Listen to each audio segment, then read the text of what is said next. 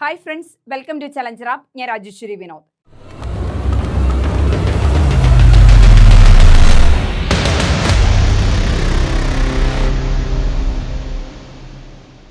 ഇന്നത്തെ മോർണിംഗ് ചലഞ്ചിൽ നമുക്ക് കുറച്ച് ഓപ്ഷൻസ് ഉള്ള ക്വസ്റ്റ്യൻസ് ഒന്ന് നോക്കാം. ഇടയ്ക്ക് അങ്ങനെയും തരാം, ഇടയ്ക്ക് വൺ വേർഡ് ആയിട്ടും തരാം.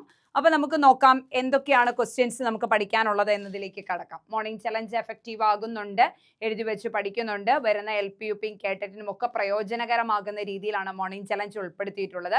LP UP കൂടെ ഫോക്കസ് ചെയ്യുന്നത് കൊണ്ടാണ് മലയാളം ക്വസ്റ്റ്യൻസ് തരുന്നത് കേട്ടോ. അപ്പം കണ്ട് പഠിക്കുക. ഓക്കെ, മാസ്ലോയുടെ ആവശ്യങ്ങളുടെ ശ്രേണിയിലെ ഏറ്റവും താഴെയുള്ള ആവശ്യമേത്? ആവശ്യങ്ങളെ ഒരു ശ്രേണി ആയി ചിത്രീകരിച്ചത് അബ്രഹാം മാസ്ലോയാണ്. ആവശ്യങ്ങളുടെ ശ്രേണി സിദ്ധാന്തം എന്നറിയപ്പെടുന്നത് മാസ്ലോയുടെ സിദ്ധാന്തമാണ്. മാസ്ലോ ഹൈറാർക്കി ഓഫ് നീഡ്സ് അവതരിപ്പിച്ചപ്പോൾ ആവശ്യങ്ങളെ അതിൻ്റെ ഏറ്റവും താഴത്തെ തട്ട് മുകളിലത്തെ തട്ട് വരെ ഒരു ശ്രേണിയായിട്ട്, ഒരു ഹൈറാർക്കി ആയിട്ടാണ് അവതരിപ്പിച്ചിരിക്കുന്നത്. അപ്പൊ ഇതിനെയാണ് ഹൈറാർക്കി ഓഫ് നീഡ്സ്, മാസ്ലോയുടെ ഹൈറാർക്കി ഓഫ് നീഡ്സ് എന്ന പേരിൽ അറിയപ്പെട്ടിരിക്കുന്നത്. മാസ്ലോയുടെ ആവശ്യങ്ങളുടെ ശ്രേണിയിലെ ഏറ്റവും താഴെയുള്ള ആവശ്യം ഏതാണ്? കൊഗ്നിറ്റീവ് ആണോ, ശരീരശാസ്ത്രപരമായതാണോ, ബഹുമാനമാണോ, സുരക്ഷയാണോ? അപ്പൊ ഏതാണ് ഏറ്റവും അടിസ്ഥാനപരമായ ആവശ്യം? ഏറ്റവും അടിസ്ഥാനപരം എന്ന് പറയുമ്പോൾ ഇവിടെ വരും അല്ലെ. അപ്പൊ ഏറ്റവും അടിസ്ഥാനപരം എന്താണെന്ന് പറയാം? ശാരീരിക ആവശ്യം വരാം. അത് കഴിഞ്ഞാലോ സുരക്ഷയുമായി ബന്ധപ്പെട്ട ആവശ്യങ്ങൾ വരാം, സുരക്ഷ ആവശ്യം വരാം. അത് കഴിഞ്ഞാലോ സ്നേഹം, സ്വന്തം എന്ന ബോധം എന്നീ ആവശ്യങ്ങൾ എഴുതിയെടുക്കണേ. സ്നേഹം, സ്വന്തം എന്ന ബോധം എന്നീ ആവശ്യങ്ങൾ വരാം. ദെൻ ആദരവുമായി ബന്ധപ്പെട്ട ആവശ്യങ്ങൾ വരാം. ദെൻ എന്താണ്? വൈജ്ഞാനിക ആവശ്യങ്ങൾ വരാം. ദെൻ സൗന്ദര്യാത്മക ആവശ്യങ്ങൾ വരാം. ദെൻ ആത്മസാക്ഷാത്കാരം വരാം. ഇങ്ങനെയാണ് ഇദ്ദേഹത്തിന്റെ മാസ്ലോയുടെ ചാർട്ട് പോകുന്നത്. അതിൽ ഏറ്റവും അടിസ്ഥാനം ഏതാന്ന് ചോദിച്ചാൽ എന്ത് പറയും മക്കളെ? ശാരീരിക ശാസ്ത്രപരമായത് എന്ന് പറയാനായിട്ട് സാധിക്കും. ക്ലിയർ ആണെന്ന് വിചാരിക്കുന്നു. എബ്രഹാം മാസ്ലോയുടെ ആവശ്യങ്ങളുടെ ശ്രേണി: ശാരീരിക ആവശ്യം, സുരക്ഷ ആവശ്യം, സ്നേഹം, സ്വന്തം എന്ന ബോധം എന്നീ ആവശ്യങ്ങൾ, ആദരവുമായി ബന്ധപ്പെട്ട ആവശ്യങ്ങൾ, വൈജ്ഞാനികം, സൗന്ദര്യാത്മകം, ആത്മസാക്ഷാത്കാരം. ഇതിൽ ഏറ്റവും അടിസ്ഥാനം എന്ന് പറയുന്നത് ശാരീരിക ആവശ്യങ്ങളാണ് എന്ന് പഠിച്ചു വയ്ക്കുക. അടുത്ത ക്വസ്റ്റ്യൻ: സർപ്പിള പാഠ്യപദ്ധതിയുടെ വക്താവ് ആര്? സർപ്പിള പാഠ്യപദ്ധതി, സ്പൈറലിംഗ് മെത്തേഡിന് പറയുന്ന പേരാണ് ചാക്രികാരോഹണ രീതി. സ്പൈറലിംഗ് മെത്തേഡ്, സർപ്പിള പാഠ്യപദ്ധതി എന്നൊക്കെയാണ് അതിനെ വിളിക്കുന്നത്. ഓക്കെ, അപ്പൊ സർപ്പിള പാഠ്യപദ്ധതിയുടെ വക്താവ് ആരാണെന്ന് ചോദിച്ചാൽ ബ്രൂണർ ആണ് എന്ന് പറയാം. സർപ്പിള പാഠ്യപദ്ധതിയുടെ വക്താവ് ആരാണ്? ബ്രൂണർ ആണ്. സർപ്പിള പാഠ്യപദ്ധതിയുടെ വക്താവ് ആരാണ്?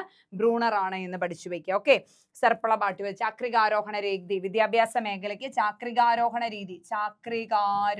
രീതി സംഭാവനയായി നൽകിയത് ആരാണ്? ബ്രൂണർ ആണ്. ആശയാധാന മാതൃക, കോൺസെപ്റ്റ് അറ്റൈൻമെന്റ് മോഡൽ അഥവാ ആശയാധാന മാതൃക സംഭാവന നൽകിയത് ബ്രൂണർ ആണ് എന്ന് പഠിച്ചു വെക്കുക. ഓക്കെ, ഇതൊക്കെ വളരെ ഇമ്പോർട്ടന്റ് ആയിട്ടുള്ളതാണ്. അദ്ദേഹത്തിന്റെ സിദ്ധാന്തത്തിന്റെ പേരെന്താണ്? കണ്ടെത്തൽ പഠനം എന്നാണ്. ബ്രൂണറുടെ പഠന സിദ്ധാന്തത്തിന്റെ പേരെന്താണ്? കണ്ടെത്തൽ പഠനം എന്നാണ്. ഓക്കെ, കണ്ടെത്തൽ പഠനം എന്നാണ്. പഠിച്ചു വെക്കണേ, ഇമ്പോർട്ടന്റ് ആണ്. അടുത്തത്: സംസ്ഥാന തലത്തിലുള്ള നിരവധി മത്സരങ്ങളിലേക്കായി ഒരു അധ്യാപകൻ പെൺകുട്ടികളെ മാത്രം തെരഞ്ഞെടുക്കുന്നു. ഇതൊരു പ്രായോഗിക സമീപനമാണ്, ജനാധിപത്യ സമീപനമാണ്, ലിംഗവിവേചനമാണ്, എന്നുള്ളതാണ് ലാസ്റ്റ് ഓപ്ഷൻ വന്നിരിക്കുന്നത്. അപ്പോൾ ഓക്കെ, അപ്പൊ ഈ മൂന്നെണ്ണത്തിൽ നമ്മുടെ ഉത്തരം ഉള്ളത് കൊണ്ട് തന്നെ നാലാമത്തിനെ കുറിച്ച് നമ്മൾ ബോധമിടാൻ വേണ്ട. എന്താ വരാം? പ്രായോഗിക സമീപനമാണോ? പെൺകുട്ടികളെ മാത്രം തെരഞ്ഞെടുക്കുന്നു ആണോ? അല്ല. ജനാധിപത്യമാണോ? പെൺകുട്ടികളെ മാത്രം തെരഞ്ഞെടുത്ത ജനാധിപത്യമാവുമോ? അല്ല. എന്താണ് ഇതിപ്പോ? എന്താ? ലിംഗവിവേചനമാണ് അല്ലെ. പെൺകുട്ടികളെ മാത്രം തിരഞ്ഞെടുക്കുന്നു എന്ന് പറയുമ്പോൾ അത് ലിംഗവിവേചനമായി. അടുത്ത ക്വസ്റ്റ്യൻ: വാചികവും അവാചികവുമായ ആശയവിനിമയവും. ഇത് വളരെ ഇമ്പോർട്ടന്റ് ആയിട്ടുള്ള ക്വസ്റ്റ്യൻ ആണ്. വാചികവും അവാചികവുമായ ആശയവിനിമയം. വാചികമായിട്ടാണെങ്കിലും അവാചികമായിട്ടാണെങ്കിലും ആശയവിനിമയം പറ്റുന്നില്ല. സാമൂഹികമായ ഇടപെടലിനെയും മോശമായി സ്വാധീനിക്കുന്ന വികാസ വൈകല്യം. അപ്പൊ സംസാരത്തിനാണെങ്കിലും അത് വാചികമാകാം, അവാചികമായിട്ടുള്ള സംസാര രീതിയാണെങ്കിലും സാമൂഹികമായ ഇടപെടലിനെയും മോശമായി സ്വാധീനിക്കുന്ന വികാസ വൈകല്യമാണ് ഡാഷ്. വാചികവും അവാചികവുമായ ആശയവിനിമയമാണെങ്കിലും സാമൂഹികമായ ഇടപെടലിനെയാണെങ്കിലും മോശമായി സ്വാധീനിക്കുന്ന വികാസ വൈകല്യത്തിന് പറയുന്ന പേരെന്താണെന്നാണ് ചോദിച്ചിരിക്കുന്നത്. ഓപ്ഷൻ വരുമ്പോൾ cerebral palsy, epilepsy, autism, ADHD. ഇതിൽ ADHD എന്ന് പറയുന്ന attention deficit hyper activity disorder. ഇതിന്റെ ഫുൾ ഫോം എപ്പോഴും ചോദിക്കുന്നതാണ് കേട്ടോ, കേട്ടറ്റ് എക്സാമിൽ ചോദിക്കുന്നതാണ്. Attention deficit hyper activity disorder ആണ്. ഇതിന് പറയുന്നത് ശ്രദ്ധാ വൈകല്യമാണ്. ADHD എന്ന് പറയുന്നത് ശ്രദ്ധാ വൈകല്യം. ADHD പഠന വൈകല്യമല്ല കേട്ടോ കുഞ്ഞുങ്ങളെ, ഇതൊരു ശ്രദ്ധാ വൈകല്യമാണെന്ന് പഠിച്ചു വയ്ക്കുക. എപ്പിലെപ്സി അപസ്മാരമാണ്. അത് വാചികം അവാചികം സാമൂഹികമായിട്ടുള്ള സംഭവം. സെറിബ്രൽ പാൾസി നമുക്കറിയാം. അപ്പൊ എന്ത് വരാം? സംസാരത്തെ, വാചികവും അവാചികവുമായ സംസാരത്തെയും ബാധിക്കുന്നതാണ്, എന്നാൽ ശരിയായ സാമൂഹിക വികാസത്തെയും പ്രതികൂലമായി ബാധിക്കുന്ന വികാസ വൈകല്യമാണ് ഓട്ടിസം എന്നറിയപ്പെടുന്നത്. ഓക്കെ, പഠിച്ചു വെക്കണം. ഇത് ഒരുപാട് ചോദിച്ച ക്വസ്റ്റ്യൻ ആണ്. അടുത്തത്, സാധാരണ വ്യക്തികളിൽ നിന്നും വ്യത്യസ്തമായി വായിക്കുന്നതിനുള്ള കഴിവിൽ കാണപ്പെടുന്ന ചിരസ്ഥായിയായ പ്രയാസമാണ് ഡാഷ്. അപ്പൊ വായനയ്ക്കുള്ള പ്രയാസത്തിന് പറയുന്ന പേരെന്താണെന്നാണ് ചോദിച്ചിരിക്കുന്നത്. വായനയ്ക്കുള്ള പ്രയാസത്തിന് പറയുന്ന പേരെന്താണ്? ഡിസ്കാൽക്കുലിയായാണോ, ഡിസ്ഗ്രാഫിയായാണോ, ഡിസ്അലെക്സിയായാണോ, ഡിസ്ഫേസിയായാണോ? വായനാ വൈകല്യം പ്രധാനമായിട്ടും പഠനത്തിൽ അന്തർഭവിച്ചിരിക്കുന്ന പഠന പ്രക്രിയ, മാനസിക തകരാറിനെ പഠന വൈകല്യം എന്ന് പറയാം. പ്രധാനമായിട്ടും 4 തരം പഠന വൈകല്യങ്ങളാണുള്ളത്. അതിൽ ഡിസ്കാൽക്കുലിയ എന്ന് പറയുന്നത് എന്താണ്? ഗണിത വൈകല്യം. ഡിസ്കാൽക്കുലിയ എന്ന് പറയുന്നത് ഗണിത വൈകല്യം. ഡിസ്കാൽക്കുലിയ ഗണിത വൈകല്യം. ഓക്കെ, ഡിസ്ഗ്രാഫിയ എഴുത്തിലുള്ള വൈകല്യം. എഴുത്തിലുള്ള വൈകല്യം. ഡിസ്ഗ്രാഫിയ എഴുത്തിലുള്ള വൈകല്യം. ഡിസ്ലെക്സിയ എന്നറിയപ്പെടുന്നത് ഭാഷാ വൈകല്യം. ഡിസ്ലെക്സിയ എന്നറിയപ്പെടുന്നത് ഭാഷാ വൈകല്യം. ദെൻ ഡിസ്പേസിയ ഇല്ല. ഓക്കെ, അപ്പൊ എന്താണ്? ഗണിത വൈകല്യം, എഴുത്തിലുള്ള വൈകല്യം, ഭാഷാ വൈകല്യം. ഇവിടെ വായിക്കാനുള്ള കഴിവ്. അപ്പം ഭാഷാ വൈകല്യം വരുമ്പോഴാണ് വായന സംഭവിക്കുന്നത്. അപ്പം ഈ ഡിസ്ലെക്സിയായ ഭാഷാ വൈകല്യം എന്നും അതുപോലെ തന്നെ എന്താണ്? വായനാ വൈകല്യം എന്നും വിളിക്കുന്നു. വായനാ വൈകല്യം. ഡിസ്ലെക്സിയയെ ഭാഷാ വൈകല്യം എന്നും വായനാ വൈകല്യം എന്നും വിളിക്കുന്നത്. അപ്പൊ ഡിസ്ലെക്സിയയാണ് വായനയിൽ കാണപ്പെടുന്ന വൈകല്യം എന്ന് അറിയപ്പെടുന്നത്. പഠിച്ചു വയ്ക്കണേ, ഇമ്പോർട്ടൻ്റ് ആണ്. അടുത്തത്, ഭാഷ ആർജിച്ചെടുക്കുവാനുള്ള സ്വതസിദ്ധമായ പ്രവണത തലച്ചോറിനുണ്ട് എന്ന് പറഞ്ഞത് ആര്? ഭാഷ ആർജിച്ചെടുക്കുവാനുള്ള സ്വതസിദ്ധമായ പ്രവണത തലച്ചോറിനുണ്ട് എന്ന് പറഞ്ഞത് ആര്? ഭാഷ ആർജിച്ചെടുക്കുന്നതിനുള്ള സ്വതസിദ്ധമായ പ്രവണത തലച്ചോറിനുണ്ട് എന്ന് പറഞ്ഞത് ആര്? നോം ചോംസ്കി ആണോ, വൈഗോട്സ്കി ആണോ, പിയാഷെ ആണോ, ബ്രൂണർ ആണോ? ഭാഷ ആർജിച്ചെടുക്കുവാനുള്ള സ്വതസിദ്ധമായ കഴിവ്, അതിനെയാണ് എന്തെന്ന് വിളിക്കുന്നത്? ലാംഗ്വേജ് അക്വിസിഷൻ ഡിവൈസ് എന്ന് വിളിക്കുന്നത്. ആരാണ് പറഞ്ഞിരിക്കുന്നത്? നോം ചോംസ്കി ആണ് പറഞ്ഞിരിക്കുന്നത്, അല്ലെ? ലാംഗ്വേജ് അക്വിസിഷൻ ഡിവൈസ്, ഭാഷ നിർമ്മിക്കപ്പെടുകയാണ് എന്ന് അഭിപ്രായപ്പെട്ടത് നോം ചോംസ്കി ആണ്. പഠിച്ചു വയ്ക്കുക, ഇമ്പോർട്ടൻ്റ് ആയിട്ടുള്ളതാണ് കേട്ടോ.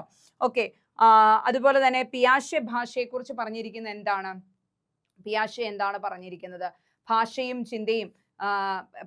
ചിന്തയുടെയും കാര്യങ്ങളെക്കുറിച്ച് പിയാഷെ ഭാഷയെക്കുറിച്ച് പറഞ്ഞിരിക്കുന്നത്. വൈഗോട്സ്കി ഭാഷാ വികാസ സങ്കല്പങ്ങളെക്കുറിച്ച് പറഞ്ഞിരിക്കുന്നു ഒക്കെ നമുക്ക് പഠിക്കാനുണ്ട്. അതായത് ഭാഷാ വികാസ സിദ്ധാന്തങ്ങളുമായി പഠിക്കുമ്പോൾ പിന്നെ സ്കിന്നറിനെ കുറിച്ച് പഠിക്കാനുണ്ട്, പിയാഷെ കുറിച്ച് പഠിക്കാനുണ്ട്, വൈഗോട്സ്കിയെ കുറിച്ച് പഠിക്കാനുണ്ട്, നോം ചോംസ്കി.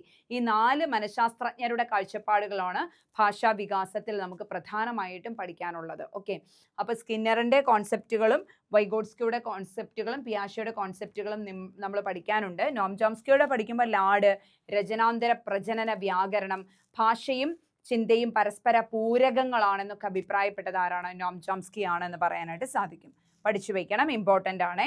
അടുത്തത്, സമായനുഗമമായി പാരമ്പര്യവശാൽ ലഭിച്ച സാധ്യതകളുടെ പ്രകടിപ്പിക്കലാണ്. പാരമ്പര്യവശാൽ ലഭിച്ച സാധ്യതകളുടെ പ്രകടിപ്പിക്കൽ. സമായാനുഗതമായി പാരമ്പര്യവശാൽ ലഭിച്ച സാധ്യതകളുടെ പ്രകടിപ്പിക്കലിനെ ഡാഷ് എന്ന് പറയാം. അഭിപ്രേരണയാണോ? അഭിപ്രേരണ എന്ന് വെച്ചാൽ എന്താ? നമ്മുടെ ഉള്ളിൽ നിന്ന് ഏത് പ്രവർത്തനത്തിന്റെയും പിന്നിലുള്ള ഊർജത്തിനെയാണ് അഭിപ്രേരണ എന്ന് പറയുന്നത്. ഏത് പ്രവർത്തനത്തിന്റെയും പിന്നിലുള്ള ഊർജമാണ് അഭിപ്രേരണ എന്ന് പറയുന്നത്. പരിപക്വനം, മച്ചുറേഷൻ, ആശയ രൂപീകരണം. ആശയം എന്ന് വെച്ചാൽ എന്താ? ഒരു വസ്തുതയെക്കുറിച്ചുള്ള നമ്മുടെ കാഴ്ചപ്പാടിനെയാണ് ആശയം എന്ന് പറയുന്നത്. പഠനം, ഇവയിൽ ഏതാ വരുന്നത് മക്കളെ?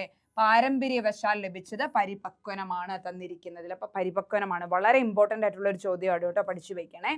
പുരോഗമന വിദ്യാഭ്യാസത്തിന്റെ വക്താക്കളുടെ അഭിപ്രായത്തിൽ കുട്ടികൾ പഠിക്കുന്നത്, പുരോഗമനവാദികളായ വിദ്യാഭ്യാസ മനഃശാസ്ത്രജ്ഞർ പറയുന്നത് കുട്ടികൾ എങ്ങനെയാണ് പഠിക്കുന്നത്? ഐസൊലേറ്റഡ് ആയിട്ട് ഒറ്റപ്പെട്ടിരുന്നാണോ, മത്സരത്തിലൂടെയാണോ, സാമൂഹികമായിട്ടാണോ? ഇതൊന്നുമല്ല. അപ്പൊ ഏതാണ് പുരോഗമനപരമായിട്ടുള്ള മനഃശാസ്ത്രജ്ഞരുടെ കാഴ്ചപ്പാടിൽ കുട്ടികൾ എങ്ങനെയാ പഠിക്കുന്നതെന്നാ പറയുന്നത്?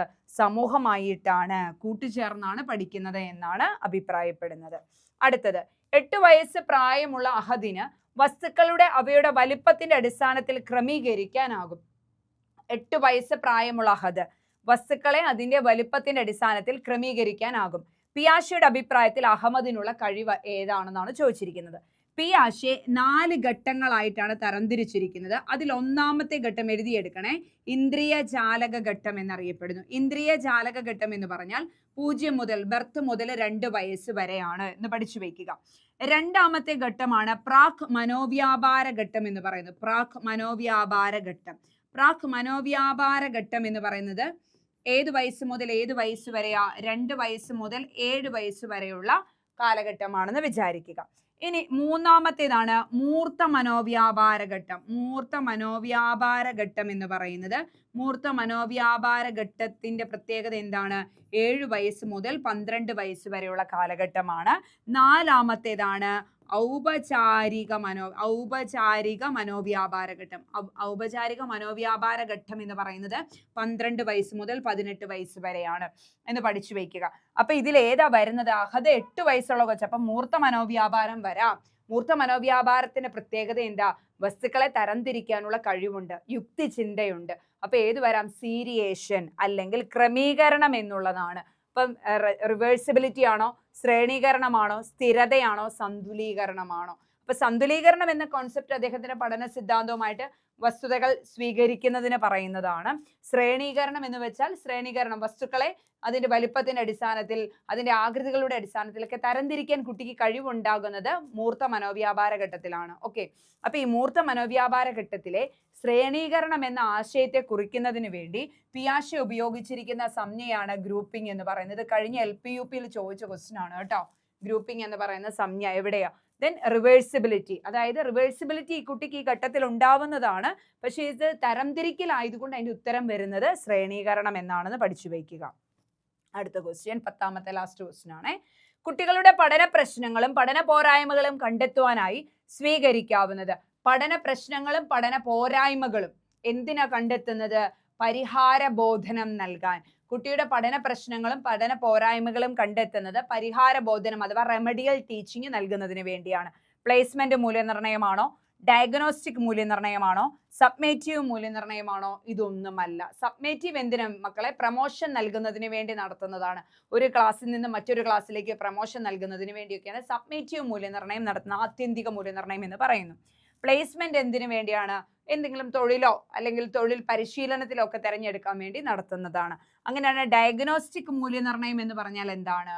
പരിഹാര ബോധനത്തിന് വേണ്ടി നൽകുന്ന മൂല്യനിർണ്ണയം. അതായത്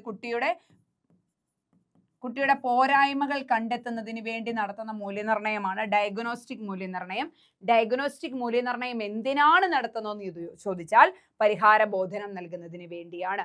ഡയഗ്നോസ്റ്റിക് മൂല്യനിർണ്ണയം നടത്തുന്നത് എന്തിനു വേണ്ടിയാണ്? പരിഹാര ബോധനം നൽകുന്നതിന് വേണ്ടിയാണെന്ന് പഠിച്ചു വയ്ക്കുക. ഓക്കെ, ഏകദേശം 10ഓളം ക്വസ്റ്റ്യൻ വിത്ത് ഓപ്ഷൻ ആയിരുന്നു. എങ്ങനെ ഉത്തരം കണ്ടെത്താം എന്നുള്ളതിനെ കുറിച്ച് ഒന്ന് അനലൈസ് ചെയ്തു. അപ്പോൾ ഇടയ്ക്കുള്ള ക്ലാസ്സുകളിൽ നമുക്ക് ഇങ്ങനെ വിത്ത് ഓപ്ഷനും കൂടി ക്വസ്റ്റ്യൻ കൊണ്ടുവരാം. ഏത് ടൈപ്പ് ആണെങ്കിലും ക്വസ്റ്റ്യനും ആൻസറും നോട്ട്ബുക്കിൽ എഴുതി വെച്ച് പഠിക്കുക കേട്ടോ. അത് നിങ്ങൾക്ക് ഒരുപാട് ഹെൽപ്ഫുൾ ആകും. ഓക്കെ DS, അപ്പം ഹെൽപ്ഫുൾ ആകുന്നു എന്ന് വിചാരിക്കുന്നു. താഴെ കമൻറ്റുകളായിട്ട് നിങ്ങളുടെ സപ്പോർട്ട് അറിയിക്കുക തീർച്ചയായിട്ടും. ഏതെങ്കിലും എസ്പെഷ്യലി വേണ്ട കാര്യങ്ങളുണ്ടെങ്കിൽ അതും നിങ്ങൾക്ക് അതിനകത്ത് മെൻഷൻ ചെയ്യാം. ഓക്കെ DS, അപ്പം മറ്റൊരു ക്ലാസ്സുമായി കാണാം. Thank you so much.